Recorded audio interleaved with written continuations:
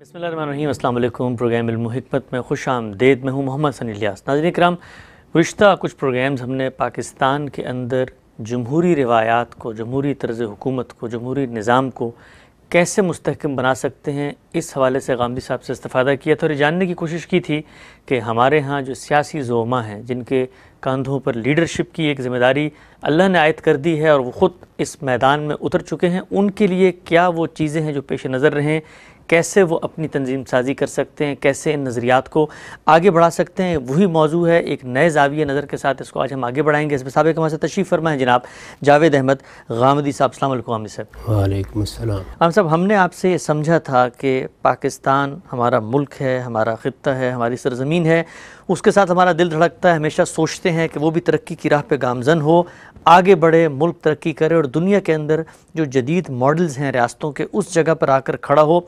इसको भी हम ज़ेर बहस लाए थे कि हमारे यहाँ पस मंज़र क्या है, जब जमहूरियत का यहाँ पे आगाज़ हुआ, तकसीम का पस मंज़र क्या था। और गुज़िश्ता प्रोग्राम में बड़ी तफसील से हमने आपसे पूछा था कि हमारे जो सियासी ज़ोमा हैं, सियासी लीडरशिप है, जो पार्टियां हैं, वो कैसे जमहूरियत के इस्तेहकाम के लिए किरदार अदा कर सकती हैं। इस पर भी बड़ी तफसीली आपने गुफ्तगू की थी कि दीन के वो इखलाकी मयारात क्या हैं। इस वक्त जो हमें पोलराइजेशन और नफ़रत नज़र आ रही है हमारे मुल्क में, सियासी वाबस्तगी की बुनियाद पर उनको भी ख़त्म किया जा सकता है। इसी मौजू को आगे बढ़ाता हूँ। मैं जानना ये चाहता हूँ कि एक तो है हमारे सियासी लीडरशिप, उनकी ज़िम्मेदारियाँ ज़ेर बहस आईं।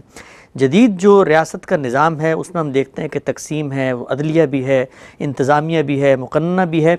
एक बड़ा अहम रुख जो रियासत को चलाने में सामने आता है वो ब्यूरोक्रेसी का है। हम ये देखते हैं कि असल में तो रियासत का निज़ाम ब्यूरोक्रेट्स ही चला रहे होते हैं। वो कौम के ज़हीन लोग, वो अबाकर जो आगे बढ़ के अपने आप को पेश करते हैं और फिर मुंतखब होकर उस मकाम पर पहुँच जाते हैं। चार सियासी महरात हमेशा आप उनका जिक्र करते हैं, वो बुनियादी इंसानी हुकूक़ हो, कानून की हुक्मरानी हो, हक़ खुदरादी हो या जमहूरी रिवायात की पासदारी हो। ब्यूरोक्रेसी का क्या किरदार होना चाहिए है इस मुल्क को आगे बढ़ाने में, और जो हदफ हम हासिल करना चाहते हैं उसमें उनकी ज़िम्मेदारी क्या है? ये जो आपने रियासत के मुख्तलिफ़ सतूनों का ज़िक्र किया है, तो इसमें जब ये ताबीर इख्तियार की जाती है कि ये रियासत के सतून हैं, तो इसका मतलब क्या है? इसका मतलब ये है कि सबसे पहली इनकी ज़िम्मेदारी ये है कि ये सियासत से अपने आप को बालातर कर लें। अच्छा। इसलिए कि सियासत का ताल्लुक़ हुकूमत से है। लोग अपना नुक्ता नज़र बयान करेंगे, अपना कोई मंशूर लेके आएंगे, उनकी तरजीहात हो सकती हैं, उनमें कोई इक़्तिदार तक पहुंचना चाहता है। बहुत से लोग हैं सियासतदानों में, उनसे आप पूछें कि आप सियासत क्यों कर रहे हैं, तो वो ये कहते हैं कि बस इज़्ज़त का हुसूल। तो कोई चीज़ भी हो सकती है। वो मैदान है कि जिसमें सियासी तरजीहात, सियासी मफादात, सियासी नुक्ता है नज़र बाहम मुतसादिम रहते हैं, और वो दुनिया की हर जमहूरियत में रहते हैं, बल्कि जमहूरियत क्या, मलूकियत में भी एक सतह पर ऐसे ही मुतसादिम होते हैं। यानी फ़र्क सिर्फ ये होता है कि यहाँ हर चीज़ सामने आ जाती है। मलूकियत, आमरीत में ये सब चीज़ें अंदर ही अंदर चल रही होती हैं। अगर आप दुनिया की तारीख़ पढ़ें तो ये मालूम होगा कि जब बड़े बड़े हुक्मरान दुनिया में हुए हैं तो वो भी अपने कुछ सरदार, अपने उमरा रखते हैं। ये जो बरतानिया का दारुल उमरा है, ये क्या चीज़ है? ये असल में वही आयान व अकाबिर है। ये देखिए कि कुरान मजीद फ़िरौन के बारे में ये कह रहा है कि सैयदना मूसा अलैहिस्सलाम की बेइज्जत उसकी तरफ हुई, तो वहाँ सिर्फ फ़िरौन का जिक्र नहीं करता, बल्कि ये कहता है कि इला फ़िरौन व मलाइही, फ़िरौन और उसके उमरा। ठीक, तो ऐसे ही होता है हमेशा। अब उन उमरा में भी कशमकश होती है, वो भी एक दूसरे को आगे पीछे करने की कोशिश करते हैं, उनके हम ये सारी चीज़ें हैं। लेकिन जो रियासत के इदारे दौरे हाज़िर में बनाए गए हैं, जैसे मिसाल के तौर पर अदलिया है, जिस तरह के फ़ौज है, जिस तरह की ब्यूरोक्रेसी है, तो ये तीनों बड़े बुनियादी इदारे हैं। इन्हीं पर रियासत का नज़म कायम होता है। इनके लिए सबसे बुनियादी चीज़ यही है कि ये अपने आप को सियासत से बिल्कुल अलग रखें। यानी ना ब्यूरोक्रेसी को इसकी कोई परवाह होनी चाहिए कि कौन गया कौन आया, ना अदलिया को इन चीज़ों का लिहाज करना चाहिए कि फ़लाँ के लिए क्या करना है और फ़लाँ के लिए क्या करना है। अदलिया का काम ये है कि जब उसके सामने कोई मसला आए वो बेलाग तरीके से कानून का नफाज करे। यानी कानून क्या है, आइन में क्या चीज़ें तय हैं, उनके लिहाज से क्या फ़ैसला होना चाहिए, यही चीज़ है जिसको मलहूज़ रख के उसे हमेशा फ़ैसले देने चाहिए। इस वक्त आपने देखा कि हमारे यहाँ एक बड़ा बहरान पैदा हुआ, اس میں ہماری عدلیہ نے پہلی مرتبہ قانون کے مطابق فیصلہ دیا ہے. یعنی اس طرح کے بحران کی بات کر رہا ہوں، قانون کے مطابق فیصلے تو اور بھی ہوتے رہتے ہیں. اس طرح کے ایک قومی سطح کے بحران میں بالکل ٹھیک جو آئین میں لکھا ہوا تھا، جو قانون کا تقاضا تھا، اس کے مطابق فیصلہ دیا ہے. یہی رحمت کی بات ہے. یعنی عدلیہ کا کام یہ نہیں ہے کہ وہ سیاسی مفادات کو دیکھے، سیاسی نتائج کو دیکھے، اس کے اثرات کیا ہوں گے، یہ ان کا کام نہیں ہے.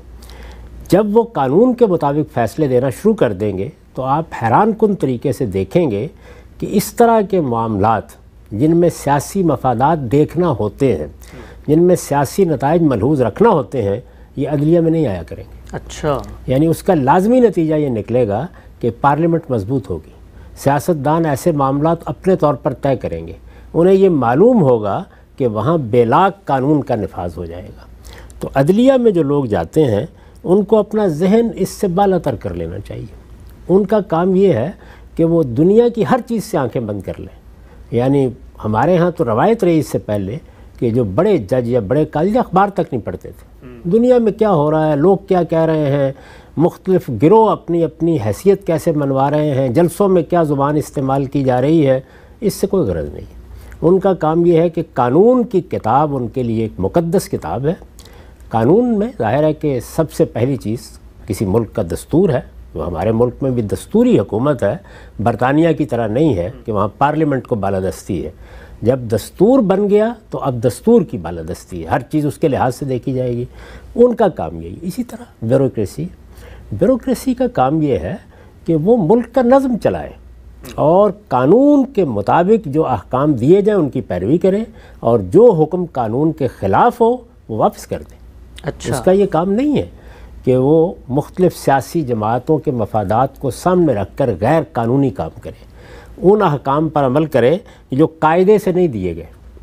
اور میں نے خود دیکھا ہے، بعض ایسے دیانتدار افسروں کو دیکھا ہے کہ جن کو صدر مملکت کی طرف سے یا وزیر اعظم کی طرف سے بھی کوئی حکم آ گیا ہے اس طرح کا، یعنی زبانی کہلا دیا گیا، کوئی پیغام بھیج دیا گیا، تو وہ یہ کہتے تھے کہ لکھ کے بھیج دیجیے، قاعدے کے مطابق لکھ کے بھیجیے تاکہ ذمہ داری آپ کے اوپر آئے.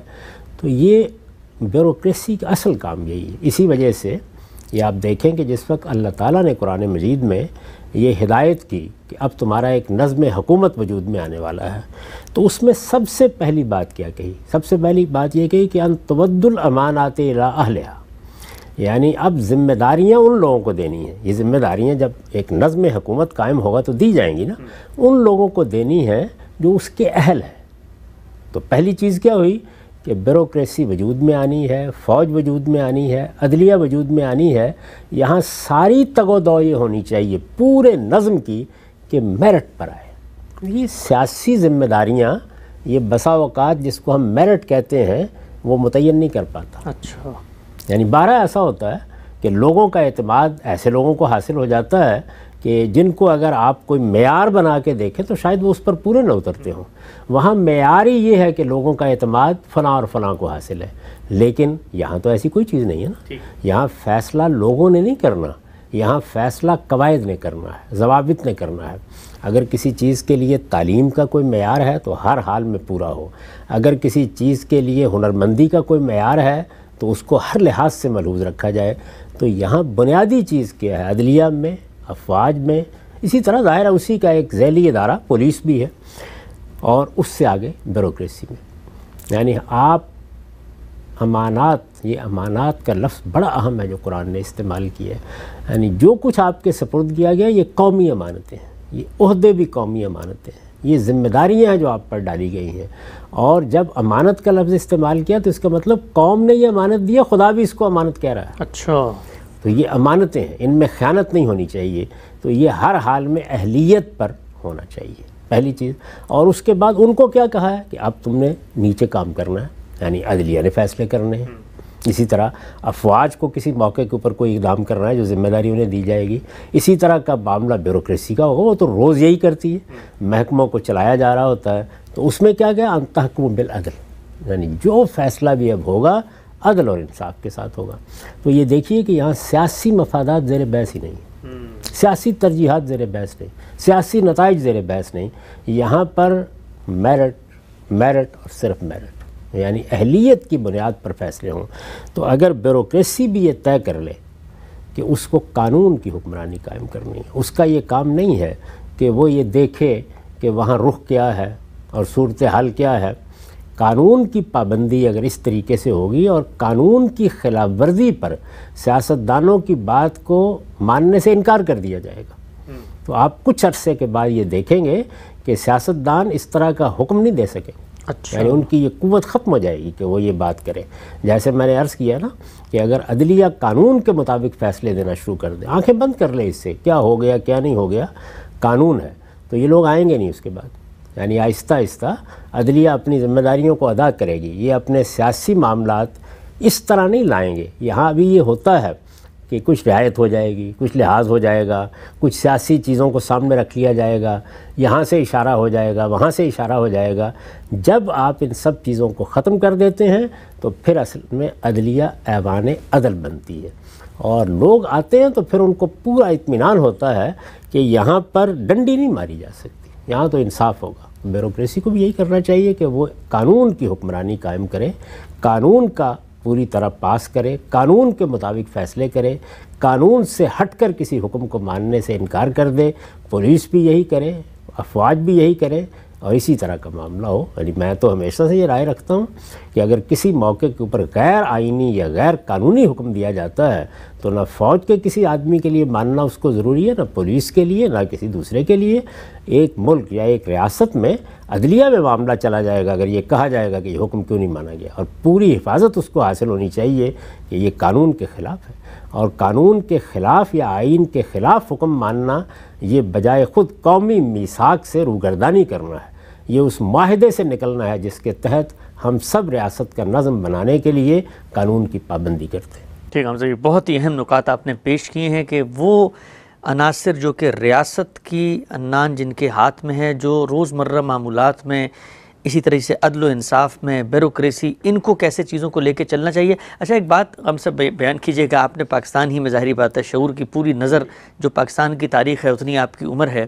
ہمارے ہاں ہر جگہ پر ایک بات کی جاتی ہے وسیع تر قومی مفاد، وہ بیوروکریسی میں بھی ہو، وہ عدلیہ میں بھی ہو، وہ انتظامیہ بھی سب یہ کہہ رہے ہوتے ہیں کہ یہ جو وقتی مسئلہ ہے یہ تو چلے قانون کے مطابق جس طرف بھی ہم حل کر دیں، لیکن جو وسیع تر قومی مفاد ہے اس کو ہمیں ہمیشہ ملحوظ خاطر رکھنا ہے، اس لیے کہ قانون کے مطابق اس مسئلے کو اگر ہم نے یہاں حل کر دیا تو وہ جو وسیع تناظر ہے، قوم کا مستقبل ہے، قوم کا مفاد ہے، اس میں نیشنل سیکیورٹی بھی آتی ہے، اس میں خطے کی صورتحال بھی آتی ہے، اس میں یہ بھی دیکھا جاتا ہے کہ ہماری نظریاتی سرحدیں کہیں مجروح تو نہیں ہو رہی.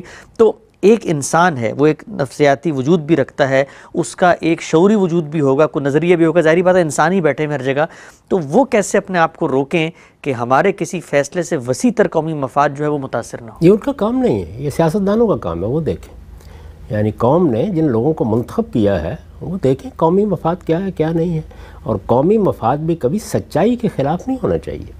قومی مفاد کے بارے میں ہمیں قرآن نے یہ تعلیم دے دی ہے کہ قائم بالقسط ہو گئے تو اسی میں قومی مفاد ہے. قائم بالقسط ہونے کا مطلب یہ ہے کہ تم اپنے ذاتی معاملات میں، قومی معاملات میں، غیروں کے ساتھ معاملہ کرنے میں، یعنی قرآن نے صریح لفظوں میں یہ کہا ہے کہ دشمن قوموں سے معاملہ کرنے میں بھی قائم بالقسط رہو، انصاف پر قائم رہو. تو قومی مفاد بھی اصل میں اسی میں ہے. تاہم کسی موقع کے اوپر قسط کا معاملہ نہیں ہوتا. تدابیر میں ایک رائے، دوسری رائے، تیسری رائے ہو سکتی ہے، یا آپ اپنی ترجیحات قائم کرتے ہیں، تعلقات بنانے ہیں، فلاں سے رکھنے ہیں، فلاں سے نہیں رکھنے. یہ فیصلہ کرنا سیاستدانوں کا کام ہے. یعنی یہ فیصلہ کرنا عدلیہ کا کام نہیں ہے، یہ بیوروکریسی کا کام نہیں ہے. ان سے کوئی مشورہ مانگا جائے کسی موقع کے اوپر، وہ دے دیں، بس اپنی رائے بیان کر دیں. اس سے آگے آپ کچھ نہیں کر سکتے. یہ آپ کو یاد ہوگا کہ ہمارے یہاں یعنی امریکہ میں یہ مسئلہ زیر بحث آ گیا تھا جب افغانستان سے انخلا ہوا ہے، تو وہاں افواج کے سپہ سالاری کو بلایا گیا اور آپ نے اس کی گفتگو سنی. اس سے کہا گیا کہ تم نے یہ مشورہ دیا تھا. اس نے کہا میں نے دیا تھا یہ مشورہ. وہ مشورہ صدر کی رائے کے خلاف تھا، وہ مشورہ نہیں مانا گیا. اس سے پوچھا گیا کہ تم نے استعفیٰ کیوں نہیں دے دیا اس کے نتیجے میں؟ تو اس نے جواب میں یہ کہا کہ میرا کام مشورہ دینا ہے. یعنی استعفیٰ دے کر کیا میں سیاسی دباؤ میں اضافہ کر دیتا؟ یہ میری ذمہ داری نہیں ہے. تو اپنی ذمہ داری کے حدود کو پہچاننا اور ان کے اندر رہ کر قانون کے مطابق کام کرنا، یہ ہم جتنا زیادہ حاصل کرتے چلے جائیں گے اتنا ہی ہمارے لیے خیر و برکت کی بات ہوگی۔ ہماری پولیس کیسے خراب ہوئی ہے؟ ظاہر ہے سیاستدانوں نے اپنے مفادات کے لیے استعمال کیا تو خراب ہوئی۔ تو اس لیے اللہ کی پناہ مانگنی چاہیے کہ کسی قوم کی افواج کے ساتھ لوگوں کی محبت نہ رہے، اور لوگوں کی محبت، دل کی گہرائیوں سے محبت جو مجھے بھی ہونی چاہیے اور آپ کو بھی، وہ اسی وقت ہوتی ہے جب کہ ہر طبقہ، ہر گروہ، ہر ادارہ اپنے حدود میں کام کرتا ہے، اور وہ حدود ہمارے آئین نے طے کر دیے ہیں۔ آئین میں کوئی چیز ایسی ہے کہ جس میں بہتری ہونی چاہیے تو جو قاعدے طے ہیں اس کے مطابق آپ آئین میں ترمیم کر لیں، تبدیلی کر لیں۔ قانون میں بھی اسی طریقے سے قانون سازی ہوتی رہتی ہے، لیکن جب ایک قانون بن گیا ہے تو اس کی پیروی کی جائے گی طابق النال بالنال جیسے کہ ہے، اور بیوروکریسی کا کام یہ ہے کہ وہ قانون کا نفاذ کرے، عدلیہ کا کام یہ ہے کہ وہ قانون کے مطابق فیصلے کرے، اور افواج کا کام یہ ہے کہ وہ حفاظت فراہم کریں کہ جن کے حصار میں یہ سارا نظم چلتا رہے۔ ٹھیک ہے صاحب، اہم نقطہ آپ نے بیان فرمایا۔ اچھا یہ بتائیے گا کہ ہمارے ہاں پاکستان کی جو سیاسی تاریخ ہے اس میں ہم دیکھتے ہیں کہ جو کو ہوئے ہیں خود سیاستدانوں سے اقتدار کو جن لوگوں نے لیا ہے، اس میں ایک پورا کا پورا ایک پس منظر ہے خود بیوروکریسی کے اندر۔ جو لوگ اس جگہ پر بیٹھتے ہیں، ظاہری بات ہے قوم کے غیر معمولی ذہین نوجوان بالکل افلاطون ارسطو کی طرح پوری زندگی محنت کر کے مقابلے کا امتحان پاس کرتے ہیں، وہ یہ سوچتے نہیں ہوں گے کہ جی ہم لوگ ہیں جو جانتے ہیں، ہمارے لینگویج ہمیں آتی ہے، ورلڈ ویو ہمارا ہے، نظام چلانا ہمیں آتا ہے، یہ اٹھ کے آگے ہیں چند ووٹوں کی بنیاد پر ہسکٹے پہن کے سیاستدان، ان کو تو فائل پڑھنی بھی نہیں آتی۔ تو آپ سے آپ وہ جذبہ پیدا ہوتا ہوگا بھی اصل تو ہمارا ہی قلم ہے جس سے ہم ریاست چلا رہے ہیں۔ تو اس میں یہ چیز آپ کو لگتا نہیں ہے کہ پھر یہ کیسے ممکن ہوگا اگر سیاستدان بھی اس سطح پہ کوالیفائڈ نہ ہوں تو بیوروکریسی دل سے ان کا احترام کیسے پیدا کرے گی؟ کیونکہ نتیجہ ہم نے یہی دیکھا کہ پوری کی پوری ریاست تو پھر بیوروکریسی چلا رہی ہوتی ہے۔ بیوروکریسی کو چلانی چاہیے، وہ بنائی اسی لیے گئی ہے، اس کی ذمہ داری یہی ہے۔ اگر وہ سمجھتی ہے کہ وہ ذرا برتر جگہ کے اوپر کام کرنا چاہے، یعنی یہ تو در حقیقت ملازمت ہے نا، آپ نے اپنے آپ کو ملازمت کے لیے پیش کر دیا ہے، تو پھر آپ چلے جائیں، سیاست میں چلے جائیں، جا کے دیکھ لیں، آٹے دال کا بھاؤ معلوم ہو جائے گا، پتہ چل جائے گا کہ 4 ووٹ بھی ملتے ہیں یا نہیں ملتے۔ تو اس وجہ سے ان لوگوں کو حقیر نہیں سمجھنا چاہیے، وہ لوگوں کا اعتماد لے کے آئے ہیں، بہت اہم بات۔ اور ان کا کام یہ نہیں ہے کہ وہ آپ کو بہت اچھی فائل پڑھ کے دکھائیں، ان کا یہ کام نہیں ہے کہ وہ بہت اچھے طریقے سے چیزوں کی تنقید کریں، یہ کام تو آپ کے ذمہ ہے، یہ آپ کو کر کے ان کو ایجوکیٹ کرنا ہے، ان کی مدد کرنی ہے۔ وہ اس لیے اس مقام پر بیٹھے ہیں کہ وہ قوم کی نمائندگی کر رہے ہیں، ان کی سب سے بڑی کوالیفیکیشن یہی ہے کہ قوم نے ان پر اعتماد کیا ہے کہ وہ ان کا نظم چلائیں۔ تو وہاں آپ کو ایک خادم کی طرح سامنے کھڑے ہونا چاہیے اور ذمہ داریوں کو پورا کرنا چاہیے۔ رہ گئی یہ بات کہ ہمارے ہاں بہتر لوگ سیاست میں آئیں، یہ بات کہ زیادہ پڑھے لکھے ہوں، تو یہ ایک تدریجی عمل ہے، اس کے لیے قوموں کی تعمیر کی جاتی ہے، یہ بساط نہیں الٹ دی جاتی۔ قوم کا کام ہے کہ وہ یہ فیصلہ کرے، یہ حق تلفی ہے ان کی کہ میں یا آپ ان کی جگہ کھڑے ہو کے بات کریں، یعنی انہوں نے اپنے آپ کو پیش کیا اس کے لیے کہ وہ قوم کی نمائندگی کریں، قوم نے انہیں اس لحاظ سے قبول کر لیا اور پھر اپنے ووٹ کی قوت سے ان کو یہ اختیار دیا کہ وہ معاملات کریں۔ آپ خود سوچئے کہ اگر میں ایک کاروبار کرنے کا فیصلہ کروں اور اس کاروبار کے لیے میں تمام ضروری سہولتیں فراہم کروں اور میں اس کے لیے بہت ہی ہنرمند لوگوں کو بھرتی کروں اور وہ میری فیکٹری یا میرا کاروبار یا میری کمپنی چلانے کے لیے آئیں اور اس کے بعد وہ مجھے یہ بتانا شروع کر دیں کہ اب آپ کو گھر کیسے چلانا ہے اور یہ کام کیسے کرنا ہے، تو اصل میں قوم کیا ہے؟ قوم مالک ہے، قوم نے نظم قائم کیا ہے، بہت اہم بات۔ یہ لوگ ہیں کہ جنہوں نے یہ فیصلہ کیا ہے اور حق ان کو خدا نے دیا ہے کہ ہمارے اوپر ایک نظم قائم ہونا چاہیے، تو یہ تو ان کے نمائندوں ہی کا کام ہے۔ وہ ان پڑھ ہیں، وہ جاہل ہیں، آپ کا یہ کام نہیں ہے کہ ان کے بارے میں کوئی بری رائے قائم کرے، وہ جو کچھ بھی ہے وہی قوم ہے، اور آپ نے اگر اپنے آپ کو اس خدمت کے لیے پیش کیا ہے تو اپنے حدود کے اندر رہ کر یہ خدمت کریں۔ وہاں بہتری کے لیے اور طریقے ہیں، وہ طریقے مصلحین اختیار کرتے ہیں، ریفارمرز اختیار کرتے ہیں، وہ اساتذہ اختیار کرتے ہیں، وہ درسگاہوں کے اندر بہتری آتی ہے، وہ قوم کے مجموعی نظام میں اور بہت سے راستے ہیں جن میں جدوجہد کی جاتی ہے۔ میں نے تو ایک زمانے میں یہ تجویز بھی پیش کی تھی اور یہ لکھی ہوئی موجود ہے، ہمارے رسالے میں بھی کہیں مل جائے گی آپ کو، کہ جس طریقے سے جس وقت بیوروکریسی کا انتخاب ہوتا ہے، میں کیونکہ پڑھاتا رہا ہوں ایک لمبے عرصے تک، تو وہاں تربیت کی جاتی ہے 9-10 مہینے کی سول سروس اکیڈمی میں. اسی طرح کی ایک پولیٹیکل اکیڈمی بھی قائم کر دینی چاہیے جس میں لوگ جب منتخب ہو کے آئیں تو ان کو بتایا جائے کہ اسمبلی کیسے چلتی ہے, اسی طرح حکومتیں کیسے چلتی ہیں. تو ایک اشرافیہ اس نوعیت کی بھی وہاں تربیت پاتی چلی جائے گی اور آہستہ آہستہ اس میں بہتری آئے گی. تو یہ تدریجی بہتری ہے. آپ قوم نہیں تبدیل کر سکتے, حکومت قوم کی ہے. قوم ساری ان پڑھ ہے, قوم 2 لفظ نہیں جانتی, تو کیا مطلب اس کے بعد آسمان سے فرشتے لائے جائیں گے؟ نہیں, اس قوم نے ہی اپنا فیصلہ کرنا ہے. تو حکومت کے معاملات کا تعلق قوم کے انتخاب سے ہے اور ان اداروں کا تعلق اس میرٹ سے ہے جس کی بنیاد کے اوپر یہ لوگ مقرر کیے جاتے ہیں اور ان کو ایک خادم کی جگہ کھڑے ہو کر اپنی ذمہ داریاں انجام دینی چاہیے. ٹھیک. اچھا ہم سے ایک اور نقطہ آپ بیان فرمائیے گا. آپ نے کہا قوم کا انتخاب ہے, قوم جس کو منتخب کرتی ہے اسی کا حق ہے کہ وہ اس جگہ پر بیٹھے, جو لوگ جس کام کے لیے آئے ہیں وہ اپنا کام کریں.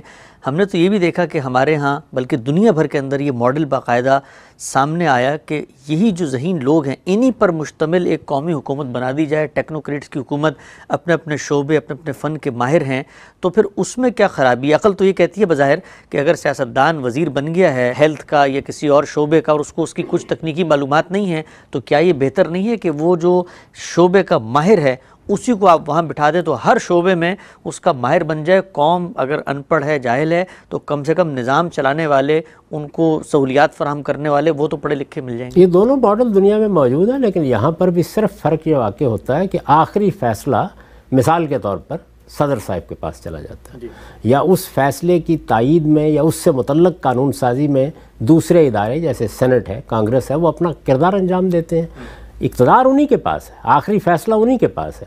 اب آپ نے ذمہ داریاں دینی ہیں تو ذمہ داریاں آپ اس اصول پر بھی دے سکتے ہیں. یعنی کوئی لازم نہیں ہے کہ وزارتیں بھی ہر حال میں لوگوں کے منتخب نمائندوں ہی کے پاس ہونی چاہیے, یہ کوئی لازم نہیں ہے. یعنی یہ جو وزارتیں جو ایک نظم کو چلانے کے لیے ہیں, اس میں آپ جو ماڈل چاہے اختیار کر لیں, لیکن فائنل اتھارٹی کس کے پاس ہے؟ فائنل اتھارٹی لوگوں کے منتخب نمائندوں کے پاس ہے. اس کا ایوان, خواہ وہ دارالامراء ہے, خواہ وہ ہاؤس آف کامنز ہے, اس کا جہاں کہیں بھی ظہور ہو رہا ہے وہ عوام ہی کی طرف سے ہوگا. اس کے راستے کیا ہیں وہ دنیا بھر میں بہت سے ماڈل موجود ہیں, اس میں کسی چیز پہ اصرار کی کوئی وجہ نہیں. مجھے خود امریکی نظام زیادہ پسند ہے اس معاملے میں, لیکن یہ پسند ناپسند کی بات ہے. اب ہمارے ملک میں ایک آئین بنا دیا گیا, وہاں ہماری قومی قیادت نے برسوں کے تجربات سے ساری چیزوں کو سامنے رکھ کے پارلیمانی نظام کو پسند کیا ہے.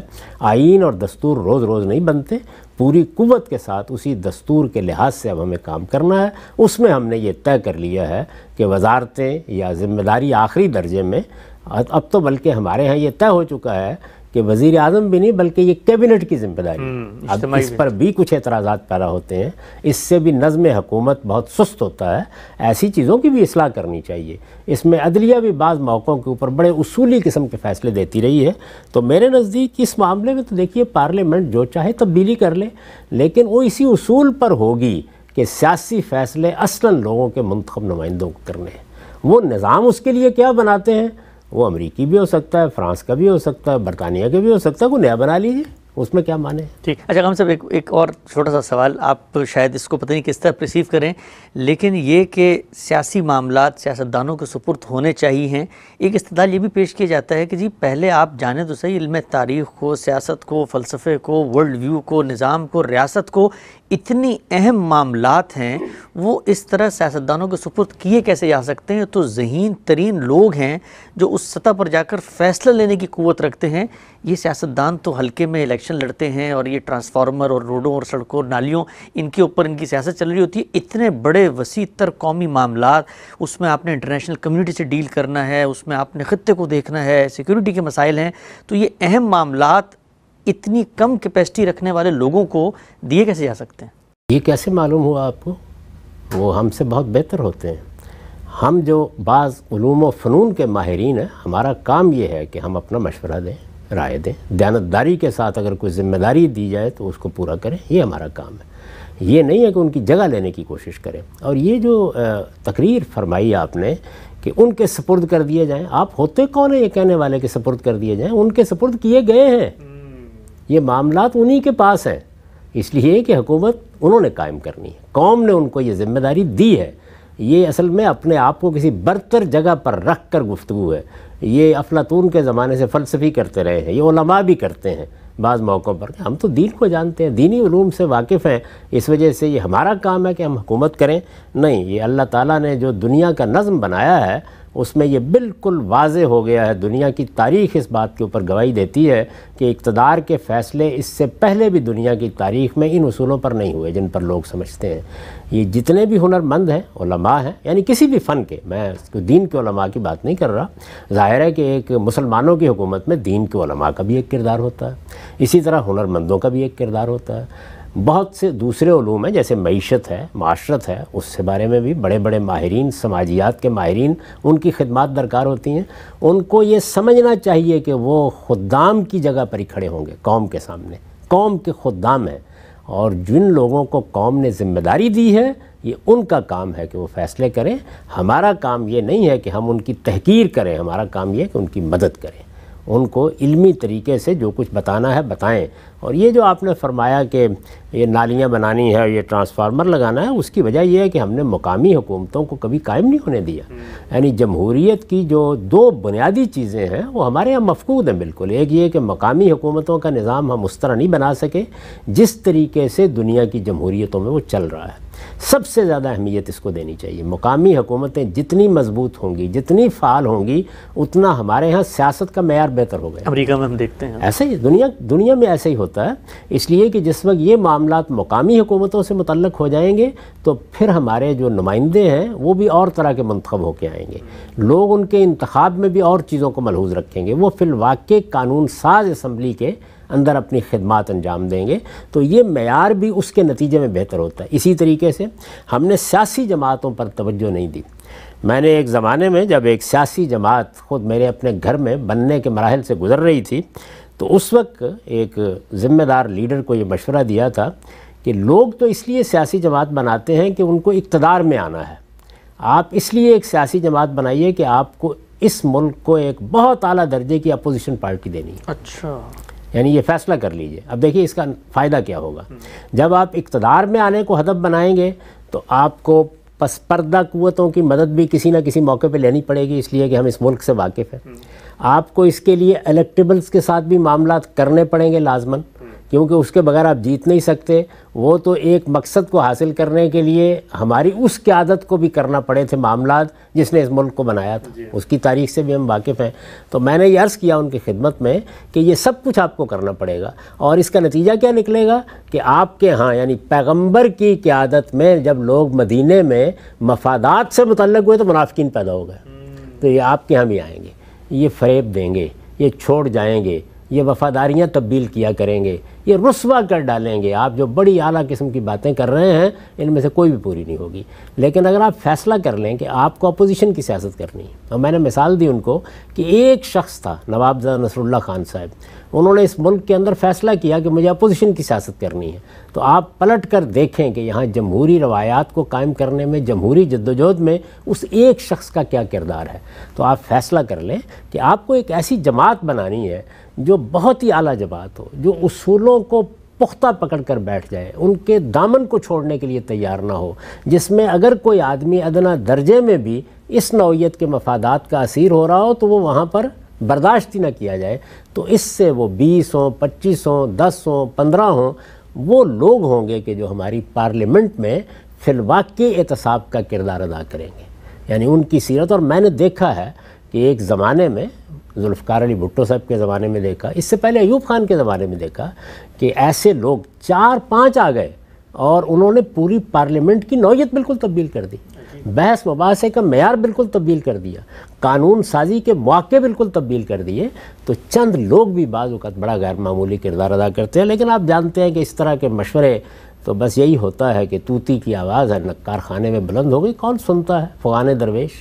آپ سے بہت ہی اہم نکات آپ نے آج اٹھائے ہیں. آگے بڑھاتے ہیں سلسلے کو. اچھا، یہ بیان فرمائیے گا، ایک حقیقت ہے اور اس حقیقت کا حل میں چاہتا ہوں، چونکہ آپ کی ایک نظر ہے سیاست پہ بھی، تاریخ پہ بھی، ہمارے ملک کے سماجی حالات پہ بھی. کہا یہ جاتا ہے کہ جی انسان اگر حق کے ساتھ کھڑا ہو، چاہے وہ عدلیہ میں ہو، چاہے وہ بیوروکریسی میں ہو، کانسیکوینسز اس کو پھر بھگتنے پڑتے ہیں. ہم نے تو یہ بھی دیکھا کہ ہمارے ہاں خود وہ لوگ جن کے پاس اختیار نہیں تھا بلکہ وہ تو صرف محض ایک اعلی کار کے طور پہ کام کر رہے تھے، وہ بھی برسوں جیلوں میں رہے صرف اس لیے کہ کسی فائل پہ انہوں نے سائن کر دیا۔ تو پریشر جب آتا ہے، میں بہت ہی سیدھے سیدھے آپ سے پوچھتا ہوں کہ جب کوئی فون آ جائے اور کہا جائے کہ جی یہ خلاف قانون بات ہے، ایک جج اور ایک بیوروکریٹ، دینی اخلاقی قانونی ذمہ داری کیا ہے؟ کیونکہ یہ تو بڑا مشکل کام ہو جاتا ہے، اس لیے کہ پھر نوکری بھی جائے گی، عزت بھی جائے گی، آپ پر کرپشن کے الزامات بھی لگیں گے، معاشرے میں بھی رسوائی ہوگی، ہو سکتا ہے پابند سلاسل بھی کر دیا جائے۔ ہم نے دیکھا لوگوں کو سالریٹی کنفائنمنٹ میں بھی رکھا گیا محض اس لیے کہ انہوں نے کوئی حکم نہیں مانا۔ تو پھر یہ تو بڑی ہی مشکل اور بڑی کٹھن وادی ہے۔ ہم تو سمجھ رہے ہوتے ہیں کہ بڑی ہی اونچا مقام ہے، کوئی وہاں پہنچ گیا تو بڑے خطرے کی چیز ہے۔ یقیناً اس میں کیا شک ہے، جب آپ اس میدان میں آئے ہیں تو آپ جب قانون کے مطابق فیصلے کریں گے اور قانون کی بنیاد پر کوئی نقطہ نظر قائم کریں گے اور پھر اس کے لیے آپ ڈٹ جائیں گے تو بعض اوقات ایسا ہوتا ہے کہ اس کے نتائج آدمی کو بھگتنا پڑتے ہیں، لیکن اسی سے قومیں بنتی ہیں۔ یعنی اگر کوئی نتائج بھگتنے کے لیے تیار نہیں ہے تو پھر اس کی گلی میں جائے کیوں، گھر میں بیٹھ جانا چاہیے۔ یعنی اس کے بڑے اچھے طریقے ہیں کہ آپ کی کوئی ہنر سیکھیے اور پلمبر کا کام کر لیں۔ جب آپ نے ایک ذمہ داری لی ہے، آپ گئے ہیں، آپ ریاست کے نظم کا حصہ بن رہے ہیں، تو پھر آپ کو ان تمام نتائج کا اپنے سامنے ادراک کر کے جو کچھ بھی کرنا ہے وہ کرنا ہے۔ تو اس لیے میرے نزدیک یہی تبلیغ کرنی چاہیے، یہی تعلیم دینی چاہیے کہ ہر شخص قانون کے مطابق کام کرے، قانون کی حکمرانی اسی میں خیر ہے۔ میں نے ایک مرتبہ یہ عرض کیا تھا کہ ہمارے ہاں اگرچہ معاویہ رضی اللہ عنہ کے بعد ایک نوعیت کی ملوکیت قائم ہو گئی، بادشاہت قائم ہو گئی، لیکن ہمارے ہاں کی بادشاہت کی ایک خصوصیت رہی، اور وہ یہ کہ چونکہ ہمارے فقہا نے ایک باقاعدہ قانون مرتب کر دیا اور اس کو ایک ایسی صورت دے دی کہ لوگوں میں اس قانون کی قدر و قیمت غیر معمولی تھی، وہ اس سے وابستہ ہو گئے، انہوں نے اپنے آپ کو انفرادی اور اجتماعی زندگی میں اس قانون کے تحت کر لیا۔ آج بھی صورتحال یہی ہے، یعنی ایک عام آدمی ہمارے قاضی کا فیصلہ اتنے شرع صدر سے قبول نہیں کرتا جتنا امام ابو حنیفہ کا فیصلہ قبول کرتا ہے۔ تو یہ صورت جب پیدا ہوئی تو اس کے نتیجے میں باوجود اس کے کہ ملوکیت تھی وہ قانون کی پابند رہی بڑی حد تک، یہ نہیں کہ خلاف ورزی نہیں ہوئی، وہ قانون کی حکمرانی اور قانون کی پابندی اسی میں خیر ہے۔ اس کی قیمت دینی پڑتی ہے، یہ قیمت سیاستدانوں کو بھی دینی پڑتی ہے۔ کتنے بڑے بڑے سیاستدان ہیں وہ پھانسی کے پھندے تک پہنچ گئے، یہ سب تو ہوتا ہے۔ ٹھیک، اچھا ہم سے بتائیے گا کہ یہ ایک عام طور پہ کہا جاتا ہے کہ ایک قربانی، ایک آدمی، ہمارا کیا رول ہے، ریاست اسی طرح چلتی رہے گی، ایک چھوٹا سا مثلا کوئی ڈپٹی ڈائریکٹر ہے، کوئی اہلکار ہے، وہ اگر انکار کر بھی دے تو اس کو برخاست کر دیں گے، معاملہ تو اس طرح، تو کہا ہی جاتا ہے کہ جی پورا کا پورا سسٹم جب اس طرف جا رہا ہے تو ایک شخص اس کی مخالفت میں کھڑا ہو کے اپنا ہی نقصان کرے گا، سسٹم تبدیل نہیں ہوتا۔ دیکھیے یہ کوئی استدلال ہی نہیں ہے، وہ ایک کے بعد دو ہوں گے، دو کے بعد تین ہوں گے۔ اگر یہ فیصلہ کر لیا جائے کہ میں اکیلا کیا کر لوں گا، یعنی یہ کہ آپ سسٹم سے لڑنا شروع کر دیں، یہ تو میں مشورہ نہیں دوں گا، لیکن آپ اپنے دائرے میں قانون کی پابندی کریں گے، ورنہ آپ معاملہ چھوڑ کے الگ ہٹ جائیں گے۔ یہ ہر آدمی کو کرنا چاہیے۔ اگر وہ ایسا نہیں کرتا تو پھر تو اصل میں جو غلاظت پھیلی ہوئی ہے اس کے تعفن میں اضافہ کرتا چلا جائے گا اور کچھ بھی نہیں ہوگا۔ تو اسی طرح ہوتا ہے کہ ایک ایک، دو دو، چار چار لوگ، یہاں تک کہ جب ان کی تعداد متبع ہو جاتی ہے، وہ بڑھ جاتے ہیں، تو اس کے بعد بحیثیت مجموعی قومیں اور معاشرے وہ ترقی کی جانب گامزن ہو جاتے ہیں۔ ایسے ہی ہوا ہے دنیا بھر میں۔ یعنی یہ کیسے ہو سکتا ہے کہ پہلے سارا کا سارا معاشرہ بالکل پاکیزہ بنا کے آپ کو دے دیا جائے، اس کے بعد آپ پاکیزگی اختیار کریں گے؟ برے حالات میں، نازک صورتحال میں پاکیزگی پر قائم رہنا، قانون کی پابندی کرنا، قانون کا احترام کرنا، قانون کا صحیح طریقے سے نفاذ کرنا، یہ ایک ایک شخص یہ شمع جلاتا ہے تو اسی سے روشنی ہوتی ہے، تو اس میں حوصلہ نہیں ہارنا چاہیے۔ ٹھیک ہے، ہم سب آگے بڑھاتے ہیں اس سلسلے کو۔ یہ بیان فرمائیے گا، کم و بیش 10 سال کے قریب آپ نے خود بھی پاکستان کی جو ٹاپ بیوروکریسی ہے ان کو دین کی تعلیم دی، سول سروس اکیڈمی میں باقاعدہ خدمات بھی انجام دی۔ آخر میں چند منٹ ہمارے پاس باقی ہیں تو کچھ حوصلہ افزا بات بھی کریں ہم۔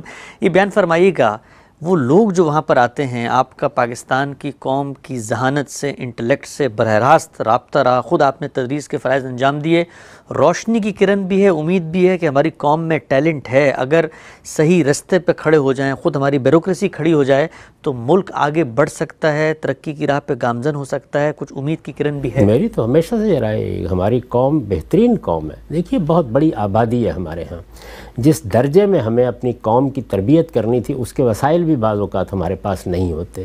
آپ یہ جانتے ہیں کہ بارہا ایسا ہوا ہے کہ جب بہت اچھے نصابات بنا دیے گئے تو معلوم ہوا کہ ہمارے پاس تو دیہات میں بھیجنے کے لیے استاد ہی موجود نہیں ہے. تو ایک صورتحال یہ ہے کہ گنجی نہائے گی کیا اور نچوڑے گی کیا، وہ بہرحال موجود ہے. اس سب کے باوصف ہماری قوم میں نہایت اعلیٰ درجے کے لوگ پیدا ہوتے ہیں. ایسے لوگ پیدا ہوتے ہیں کہ جو اپنی سیرت اور کردار کی حفاظت کے لیے بڑی سے بڑی قربانی دے دیتے ہیں. یہ سب چیزیں ہیں، لیکن ایک برا نظام بعض اوقات ان کو آگے نہیں آنے دیتا، ان کی قدر و قیمت نہیں پہچانتا، ان کے لیے مواقع نہیں پیدا کرتا. وہ اپنی جگہ ایک الگ بات ہے. میں نے ایک مرتبہ اس موضوع پر گفتگو کرتے ہوئے یہ کہا تھا کہ لوگ کہتے ہیں نا کہ قحط الرجال ہے، اعلیٰ درجے کے بڑے لوگ پیدا نہیں ہوتے. تو میں نے یہ عرض کیا تھا کہ یہ ہو ہی نہیں سکتا. اچھا، یعنی کیا کبھی آپ نے دیکھا ہے کہ اللہ تعالیٰ نے عورتوں اور مردوں کے پیدا ہونے کا توازن بگڑنے دیا ہو؟ یعنی 1%، 2% اوپر ہو گیا، نیچے ہو گیا، اس سے زیادہ نہیں ہوتا. اللہ یہ کہ کوئی بڑی جنگ ہو گئی، جیسے جنگ عظیم ہوئی یا اور کوئی معاملہ ہوا، عام حالات میں اللہ تعالیٰ توازن کو برقرار رکھتے ہیں. اسی طریقے سے وہ لوگ جن کو ہنر مند بننا ہے، وہ لوگ جن کو تاجر بننا ہے، وہ لوگ کہ جن کو کاروبار بڑے کرنے ہیں، وہ لوگ جنہوں نے علمی خدمات انجام دینی ہے اور اپنے اپنے فن میں وہ غیر معمولی لوگ ہوں گے، ان کو ایک نسبت سے اللہ تعالیٰ پیدا کرتے ہیں. یعنی وہ نسبت تناسب کبھی خراب نہیں ہونے دیتے. فرق صرف یہاں واقع ہوتا ہے کہ وہ لوگ جو خدا نے پیدا کر دیے، آپ کے معاشرے میں ان کے لیے آگے آنے کے مواقع کتنے ہیں.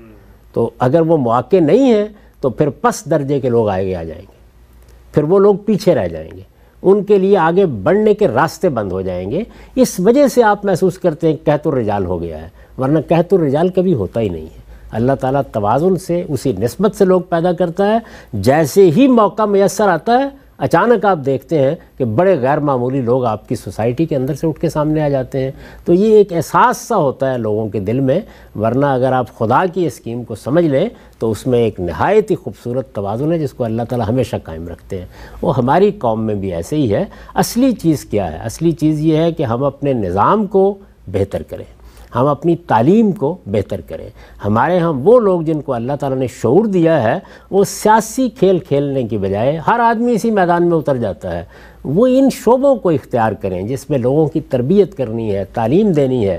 دیکھیے دین کے مسائل ہمارے ہاں بڑے غیر معمولی ہوئے ہیں، اور دینی تعبیر میں ایسے مسائل پیدا ہوئے ہیں کہ جس کے نتیجے میں دین لوگوں کے لیے اجنبی ہو رہا ہے. اس وقت کبھی آپ جا کر دیکھیں، آپ کو لوگ بتائیں گے کتنے بڑے پیمانے پر ہمارے نوجوانوں میں الحاد ایک فیشن بنتا جا رہا ہے. وجہ کیا ہے؟ وجہ یہ ہے کہ ہمارے دینی علم کا ظہور جس صورت میں ہوتا ہے، جن شخصیات سے، جس زبان میں، جس لب و لہجے میں، جس درجے کے لوگوں کے ذریعے سے، اس کے اندر کشش ختم ہوتی جا رہی ہے. تو اگر آپ ان چیزوں کو بہتر کریں گے تو اس کے نتیجے میں آپ کی اپنی قوم کے اندر سے بہت اعلیٰ درجے کی ذہانتیں، قوتیں یہ سامنے آئیں گی. ایسا نہیں ہے کہ اللہ تعالیٰ کسی قوم کے ساتھ کوئی بے انصافی کرتا ہے. آپ کتنا اچھا نظام بنانے میں کامیاب ہوتے ہیں، سب مل کے اس کی جدوجہد کریں تو نتائج سامنے آنے شروع ہو جائیں. اچھا، بہت ہی اہم گفتگو آج آپ سے ہوئی ہے. ناظرین، پاکستان میں جمہوریت کے استحکام کے لیے ہر شعبے کے اندر وہ کیا کردار ہے جو ادا کیا جا سکتا ہے، ایک تسلسل سے ہم گفتگو کر رہے ہیں. اس سلسلے کی آج یہ تیسری نشست تھی. آگے بڑھائیں گے اس موضوع کو اور ہم یہ جاننے کی کوشش کریں گے کہ اس وقت جو ماڈرن اسٹیٹ اسٹرکچر ہے اس میں ایک چوتھا ستون بھی آ چکا ہے اور وہ میڈیا ہے. میڈیا کا کیا کردار ہو سکتا ہے رائے سازی میں، عوام کی تعلیم و تربیت میں اور جمہوری روایات کی افزونی اور فروغ میں. اس کو بھی زیر بحث لائیں گے. وقت یہاں پہ ختم ہوتا ہے. اجازت دیجیے. اللہ حافظ.